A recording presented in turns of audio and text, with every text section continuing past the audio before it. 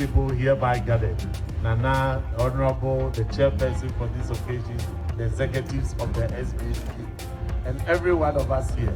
It is a big privilege that we are called to serve, and you should be looking to really discharge your duty. Everybody will be looking at you.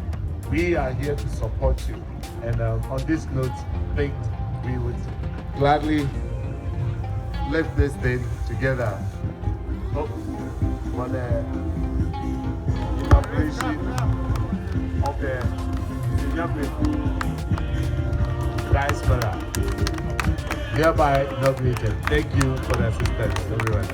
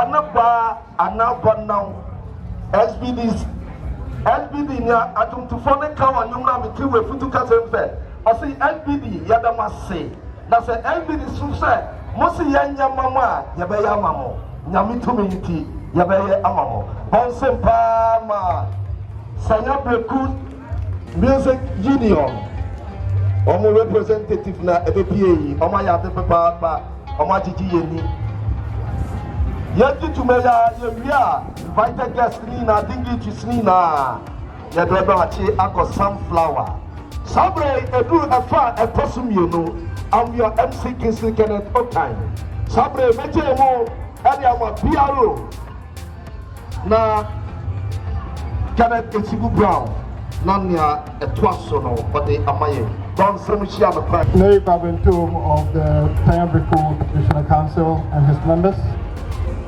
Our fathers that have come down there, the fishermen, mothers, and distinguished people of Senya Beraku.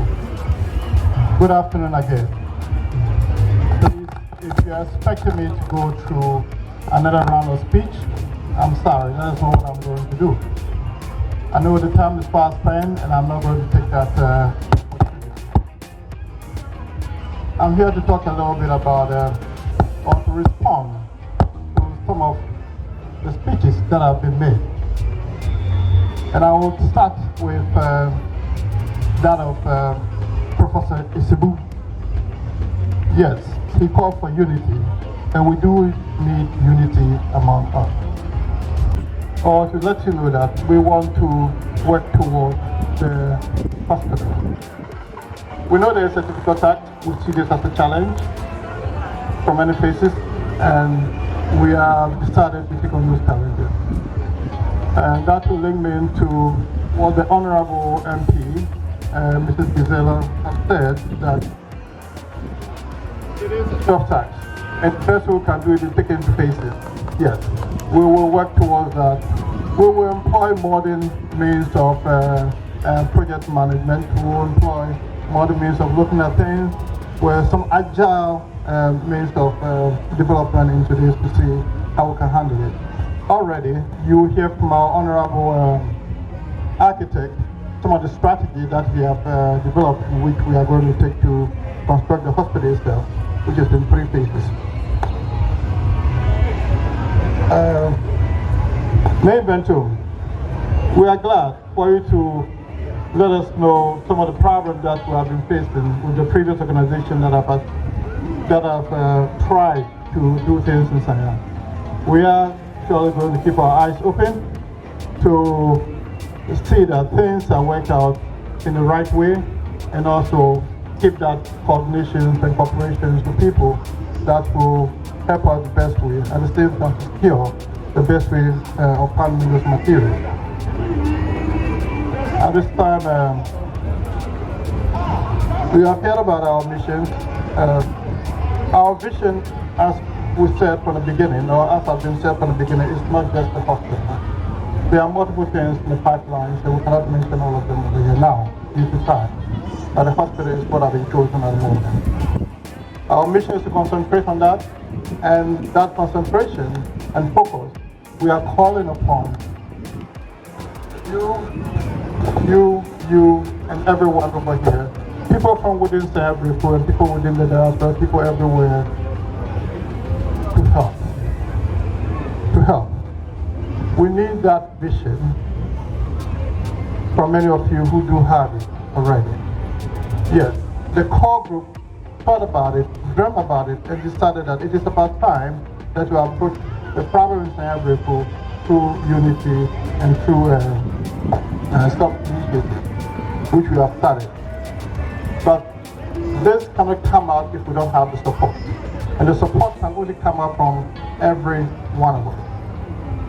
And without support and focus, we will be able to stand.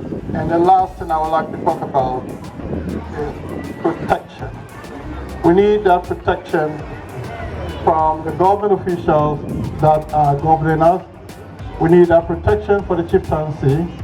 We need that protection from every one of us. That, take example, an ordinary citizen of Senya or an ordinary person passing by bricks that we have constructed for the hospital and sees someone trying to hijack some of them, please be vigilant enough to report it, that we can be able to secure this and maintain what we want to do.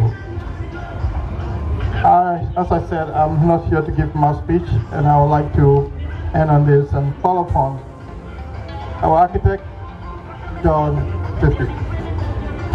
And all planning to have ecotourism at that part of the constituency. And then with Senya over here, we're planning to have cultural and heritage tourism. They have a fort here called Fort Good Hope, I think built by the Dutch. And so initially started by trade, and then later on there was slave trade.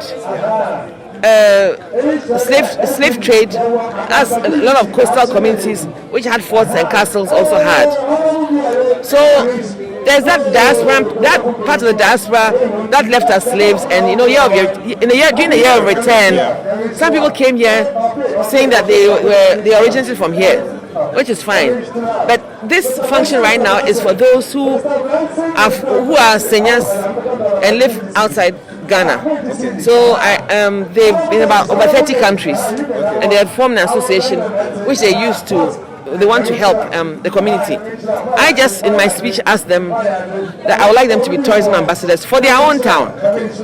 I think it makes sense that in that way, because they are all over the world, and with the exposure they have, they understand the concept and they know what it can do for a community, and they know the income that can possibly be generated when a new industry comes on board. So what do? There are over 6 beaches. Yes, the fisher folk have some of them because they park their canoes and so on and so forth. But the community also do enjoy going to the beach and swimming and all that. We try to reclaim about 2 of them by planting about almost 300 coconut trees. In about 3 years, we expect them to start producing coconuts. Now we did that because the beaches were bare, and we also thought we want to reclaim them and give them and beautify them. And also with climate change and all that is happening, I think that we all agree that we must be greening.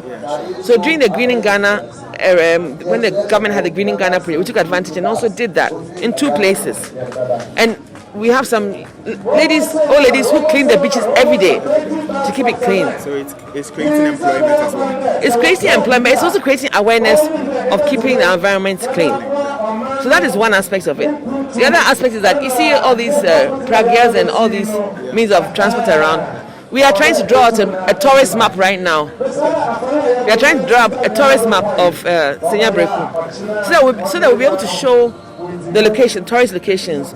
There's a fort the beaches, there's some local shrines, and then we're going to have the restaurants and hotels all on the map, even churches and mosques. If someone wants to go and pray, they can do that.